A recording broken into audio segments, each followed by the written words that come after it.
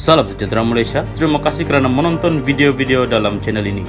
Sebelum kita mula, jangan lupa untuk tekan tombol subscribe, share, like dan komen. Let's go! Salam sejahtera dan salam perpaduan berita seterusnya bertajuk Bersih ingatkan Muhyiddin JLC bukan mesin ATM untuk bayar penyokong. Berita penuh.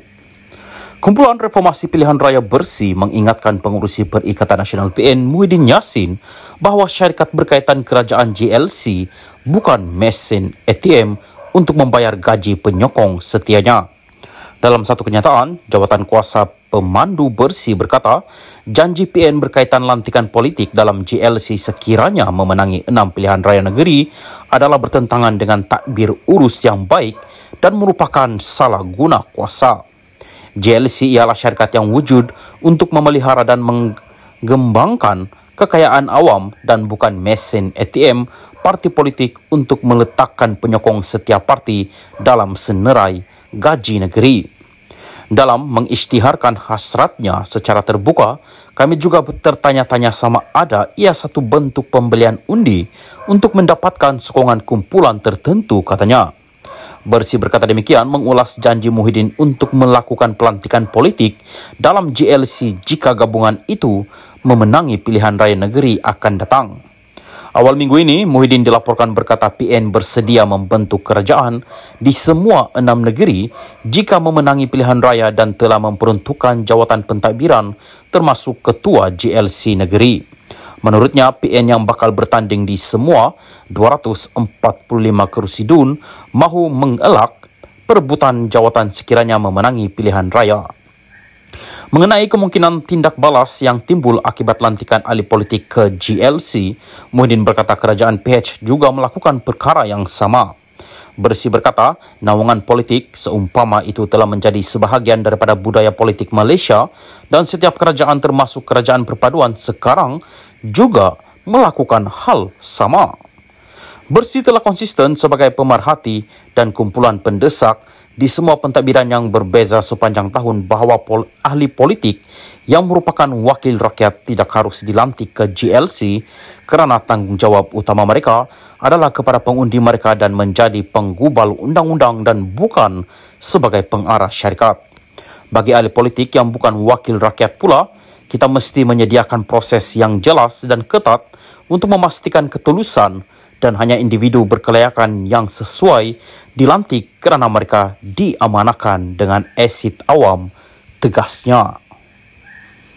Salam sejahtera dan salam perpaduan kepada seluruh rakyat Malaysia. Berita panas malam ini bertajuk Tak sokong PAS, musuh Islam, pemimpin PAS kena jawab ini, PM.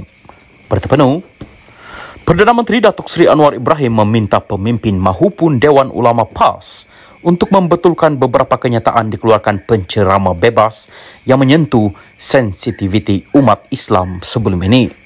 Beliau berkata ini termasuk kenyataan bekas timbalan Ketua Dewan Ulama PAS Kedah Sheikh Muhad Zainal Sri Muhad Ramli baru-baru ini yang menyatakan bahawa sesiapa sahaja tidak menyokong PAS adalah musuh Allah. Apakah benar orang tidak bersama dengan PAS adalah musuh Allah? Kalau betul, pasal apa arwah Tok Guru Tan Sri Nik Aziz sokong saya dan saya bukan ahli PAS pun. Ini mereka pemimpin atau Dewan Ulama PAS kena jawab, katanya. Anwar berkata demikian ketika berucap pada program Minum Petang bersama penduduk kampung Samagaga dekat Pramatang Pau hari ini. Sebelum ini, Sheikh Muhad Zainul mengeluarkan kenyataan berbaur hasutan berkait isu musuh Allah ketika program Himpunan Kedah berselawat pada 24 Jun lepas. Namun beliau telah memohon maaf serta mengakui kesilapan mengungkap kalimah berkenaan. Anwar turut mendesak kepimpinan PAS membetulkan dakwaan lama yang dikeluarkan pencerama bebas itu, antaranya Nabi Adam AS turun di Gunung Jerai, Kedah. Dua dakwaan Syahidina Uthman bin Affan sampai di Kedah, kita kata dakwah tapi mengizinkan kepalsuan. Betul ke tidak? Kalau tidak betul, mengapa tidak ditegur, kata Perdana Menteri.